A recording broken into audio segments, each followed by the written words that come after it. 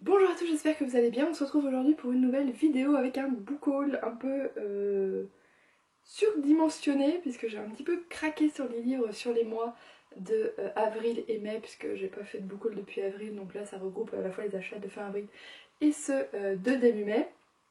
Donc il y a plein de choses, j'ai beaucoup de choses à vous présenter comme vous avez pu le voir sur la miniature et je vais faire ça un petit peu dans le désordre au fur et à mesure que les livres viennent. Je vais pas forcément vous faire ça dans l'ordre et je vais essayer d'être assez rapide sur les résumés pour que la vidéo ne dure pas des heures. Je vais commencer ici avec un livre en VO, c'est Tell Me No Lies de Avi Jager, donc c'est la suite de Follow Me Back qui est sorti aussi en français, que moi j'avais lu en VO, que j'ai découvert il y a peu de temps, il y a quelques mois seulement et que j'avais beaucoup aimé. J'avais juste dévoré à un moment où j'avais encore du mal à reprendre la lecture, donc j'avais voilà, vraiment plongé dedans. Et ici on est dans la suite directe de ce premier tome avec une fin qui nous avait laissé complètement pantelant à se dire qu'est-ce qui va se passer sur la suite. Et j'ai beaucoup aimé cette suite, je l'ai déjà terminée, je l'ai lu très rapidement aussi en 2 jours, et je suis pressée de vous en parler. En tout cas ici on est plutôt dans du thriller contemporain, on va dire dans du young adulte plutôt, et ça tourne autour des réseaux sociaux, Twitter, Snapchat ici, Twitter plutôt dans le premier. Et vraiment j'ai trouvé la construction de ce livre là super bien faite et ça convient à un public à la fois ado qu'un public adulte.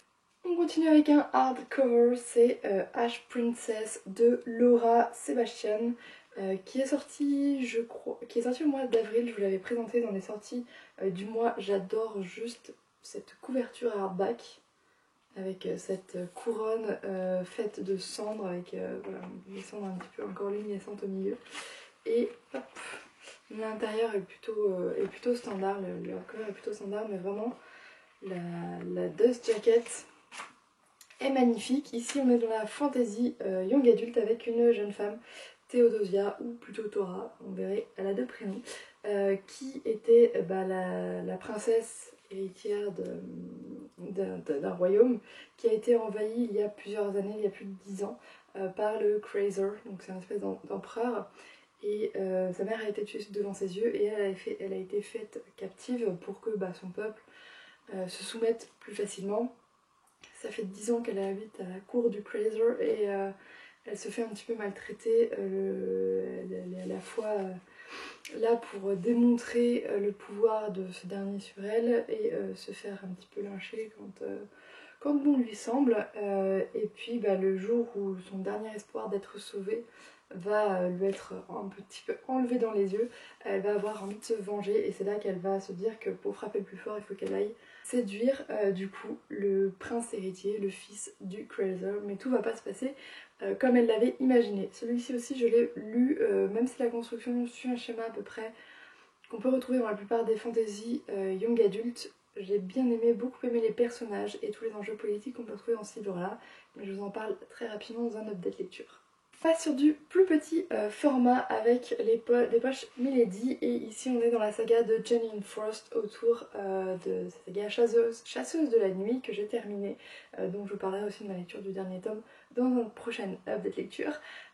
Et là je me suis pris les spin-offs de la série, donc la première goutte de sang et l'étreinte des ténèbres. Donc ça c'est deux spin-offs en fait qui sont normalement à lire au milieu de la saga. Tiens, je vais voir qu'il est abîmé celui-là. Qui sont à lire au milieu de la saga. Je sais plus après quel tome, après le 4e tome. C'est vrai qu'au moment où, entre le 4e et le 5e tome, j'avais pas envie de découvrir d'autres personnages, je voulais rester avec Cat Edmonds. Du coup au début du tome 5 c'est vrai que j'ai été pas mal un petit peu perdue parce qu'il se passe beaucoup de choses entre les deux, hein. C'est deux tomes qui sont quand même assez gros. Et puis je me suis spoilé ces deux livres là, mais finalement j'étais arrivée à bien rentrer dans l'histoire et j'ai hâte en fait, même si j'ai déjà commencé, de me replonger. J'ai pas envie de quitter le monde de Chasse de la Nuit, donc c'est pour ça que j'ai pris cela, et puis j'aime beaucoup les couvertures. J'ai hâte de découvrir l'histoire côté Denise et Spade. Et j'ai pris aussi le deuxième spin-off, le 3e tome cette fois-ci, Combustion spontanée, donc c'est de sa saga Le Prince des Ténèbres, où ici on suit plus Vlad, qu'on découvre aussi dans le milieu de Chasseuse de la Nuit. Par contre je viens de voir que les livres sont quand même bien plus petits, et comme vous savez à chaque fois que je vous parle de cette saga là, j'ai toujours des points un petit peu négatifs quand je les lis. Mais il y a toujours l'écriture de Jane Foster et voilà, le monde qu'elle a créé qui me pousse à les lire, à les lire rapidement, même si des fois il y a des petits hicks sur la lecture. En tout cas, je vous en reparle dans des updates lecture. Je continue avec des lectures françaises et ici c'est Le secret de Lomé de Alexiane de Lys qui est sorti aux éditions Michel Lafon. Donc ça c'est un SP que j'ai reçu de la part de Michel Lafon, que je remercie. D'ailleurs ici on est aussi dans de la fantasy young adulte avec une jeune femme, donc Lomé, qui va un jour se retrouver par inadvertance dans une contrée totalement étrangère et assez dangereuse, et elle va tout faire pour essayer de rentrer chez elle. J'en ai pas plus lu que ça, j'adore la couverture, ici on a l'impression de voir un petit dragon, et puis je sais que l'auteur avait écrit d'autres romans, dont je me souviens plus le nom, qui avaient beaucoup plu, moi je les avais pas lus, mais qui avaient reçu de très bonnes critiques, donc j'ai hâte de découvrir son travail ici avec de la fantasy. On repasse à de la VO avec Flame Custard, donc c'est le premier tome dans sa saga Shattered Realms de Cynthia William Chima. Donc là c'est de la fantasy, plutôt adulte je pense, et ici on est plus, d'après ce que j'ai entendu, et en particulier les échos que j'ai pu avoir de Géraldine du blog et de la chaîne YouTube Miracle World, c'est qu'il y a beaucoup d'enjeux politiques et que pour le moment il y a 3 tomes qui sont sortis, qui sont des tomes on va dire un petit peu compagnons, même s'ils se rejoignent à terme, ils suivent des personnages assez différents. Et je veux pas en savoir plus, je veux juste me plonger dedans, et j'adore la couverture et la couverture des 2 autres tomes aussi, donc j'espère qu'ils vont me plaire. Il est là, le tant attendu, ça faisait un moment que je l'attendais, hein. C'est un spin-off de A Court of Thorns and Roses de Sarah J. Maas, et ici c'est A Court of Frost and Starlight, donc c'est plutôt c'est un tome de transition avec sa prochaine saga compagnon de Court of Thorns and Roses de ACOTAR. Et ici on retrouve nos personnages qu'on a pu découvrir pour des petites histoires. Je trouve que c'en est plusieurs, c'est plutôt plusieurs petites nouvelles. Le livre est vraiment très fin, mais la couverture est magnifique. Voilà, même si c'est pas un hardback, parce que moi j'en ai aucun hardback de cela, mais même en paperback, la couverture est juste admirable. J'ai hâte de me plonger dedans, même si voilà, ça fait quand même 2 semaines que j'ai reçu, je me suis pas encore plongée dedans, mais j'attends vraiment le bon moment, celui où je vais le prendre avec bonheur et avoir le temps de me plonger dedans pour retrouver les personnages.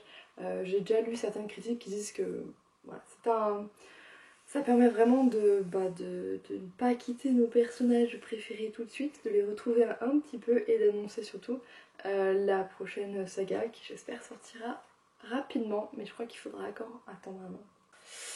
Et enfin, et pas des moindres, un gros pavé avec Le faiseur de rêve de Laini Taylor qui est sorti aux éditions Lumen en français.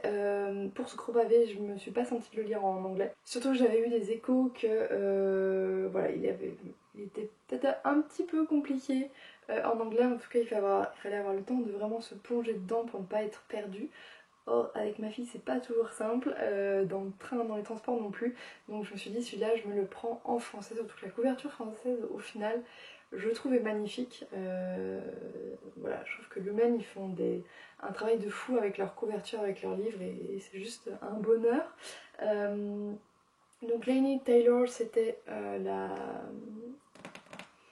l'autrice de Shadow and Bones, dont je vous avais parlé, que j'avais essayé de lire une fois il y a 3 ans, que j'ai lu l'année dernière et qui m'a pas plus convaincue que ça. Mais c'était pas forcément la plume de l'auteur qui m'a pas plu, je sais pas, c'était ses personnages, c'était peut-être aussi l'état d'esprit dans lequel j'étais. Et là j'ai eu tellement de très très bons échos sur ce livre-là que je me suis dit je retente, je veux laisser encore une chance à cet auteur. C'était peut-être son autre trilogie qui ne l'a pas fait avec moi, mais celle-ci va la faire. J'ai pas plus lu que ça. Le livre c'est de la fantasy et juste la phrase c'est Derrière c'est le rêve qui choisit le rêveur et non l'inverse. Et voilà, je pense qu'on va avoir quelque chose autour des rêves, autour un petit peu de la fantaisie. Je veux juste me plonger dedans. Et j'espère qu'il me plaira parce que ça reste une grosse brique et que j'ai pas envie de l'arrêter au milieu s'il ne me plaît pas.